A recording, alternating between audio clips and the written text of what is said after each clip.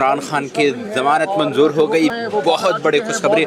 وکلاء ادھر آ گئے اور آپ لوگ دیکھ سکتے ہیں سلمان صفدر صاحب بہت خوش نظر آ رہے ہیں. بہت بڑی دیر بعد تحریک انصاف کو خوشخبری ملی. آج سردار طارق مسعود صاحب آنریبل جج سپریم کورٹ کی سربراہی میں 3 رکنی بینچ نے مسٹر جسٹس اطہر من اللہ صاحب، مسٹر جسٹس منصور علی شاہ صاحب نے، جیسے کہ آپ نے سب نے دیکھا اور سنا، تقریباً 4 گھنٹے کی سماعت کے بعد عمران خان نیازی صاحب کی اور شاہ محمود قریشی صاحب کی آج ضمانت سائفر کیس میں منظور کی ہے.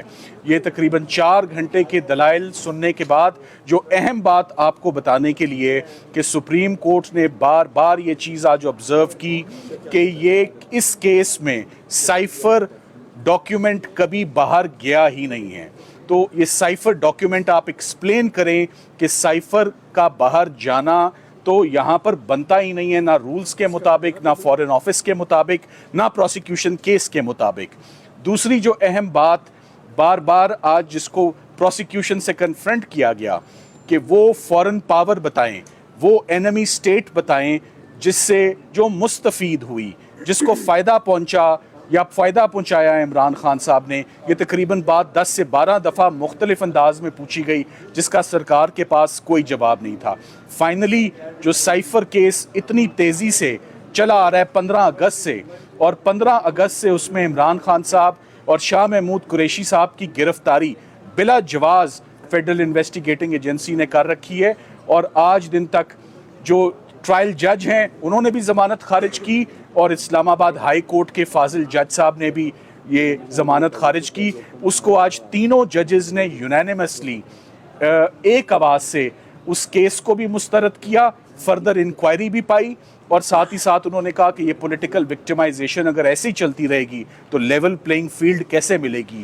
عمران خان از the leader of popular political party Pakistan Tehreek Insaf. Elections 8 فروری کو ہیں. اس سے پہلے، اور یہ کیسے پتہ چلایا جا سکتا ہے، آج بار بار جو بات سامنے آئی، جو ایک تاثر چل رہا تھا کہ یہ کیس سزائے موت کا کیس ہے یا عمر قید کا کیس ہے، آج سرکار یہ ثابت نہیں کر سکی کہ یہ سزائے موت یا عمر قید کا کیس ہے. ان کو بہت اپرچونٹیز ملی، اور آج آ کے اگر کوئی بات بنتی ہے تو وہ صرف 2 سال کی بنتی ہے. تو یونینیمسلی شارٹ آرڈر پاس ہوا، اور شارٹ آرڈر میں یہ ضمانتیں آج 4 گھنٹے کے دلائل کے بعد. سو میرا خیال ہے کہ بہت دنوں کے بعد سائفر کیس کی ہوا نکل چکی ہے، ایک بات کا بتنگڑ بنایا گیا، اور آج سائفر کیس اپنے انجام کو پہنچ گیا. جیسے اس میں بیل اور ایسی آبزرویشنز آئی ہیں، ایسے ویوز ایپیکس کورٹ کے، سپریم کورٹ آف پاکستان کے آ گئے ہیں، جن کو اب ٹرائل میں سنبھالنا سرکار کے لیے بہت مشکل ہے. میرا خیال ہے بہتر یہ ہوگا کہ اب وہ کسی اور کیس کی طرف جو ہے وہ رخ کریں، جو کہ ایک ٹرینڈ چل رہا ہے انفارچونیٹلی کہ ایک کے بعد ایک مقدمہ. فیڈرل انویسٹیگیٹنگ ایجنسی اس سے پہلے بھی آپ کو معلوم ہے فورن فنڈنگ کیس میں قسمت آزما چکی ہے، کامیاب نہیں ہوئی. 3 FIRs دیں، کامیاب نہیں ہوئی. سو جب تمام مقدمات ختم ہو گئے، دہشت گردی کے، قتل کے، سیڈیشن کے، میوٹنی کے، تو اس کے بعد پھر رخ فائنلی سائفر کے مقدمے کی طرف کیا گیا. مگر آج جو بار بار بات ہوئی کہ آفیشل سیکرٹس ایکٹ اور اس قانون کا، جو کہ آرمڈ فورسز کی پروسیکیوشن کے لیے، بڑے سیریس معاملات کے لیے یہ پروسیکیوشن ہوتی ہیں کہ دشمن ملک کے ساتھ تعاون کیا جائے، یہاں پر کوئی چیز باہر نہیں گئی ہے. بہت کیئرفلی کچھ بتایا گیا ہے کہ فوراً مداخلت پاکستان کے اندرونی معاملات کے ساتھ جو ہو رہی ہے، اور اس کے اوپر فارملی US ایمبیسی کو پاکستان میں اور US کو ان US سوائل ان کو ڈی مارچ کیا جاتا ہے، ایک پروٹیسٹ لانچ کیا جاتا ہے، اور ایک گلہ دیا جاتا ہے کہ پاکستان کے اندرونی معاملات کے ساتھ نہ مداخلت کریں اور نہ ہی ان ڈپلومیٹک اور کنڈیمنیبل لینگویج جو ہے اس کا استعمال کریں. سو سائفر کیس، جیسے کہ چودھری اعتزاز احسن صاحب کہتے ہیں، آج حقیقی معنوں میں میری نظر میں اور ججز کی نظر میں صفر ہو چکا ہے. اب اس کیس کے اندر کچھ نہیں بچا.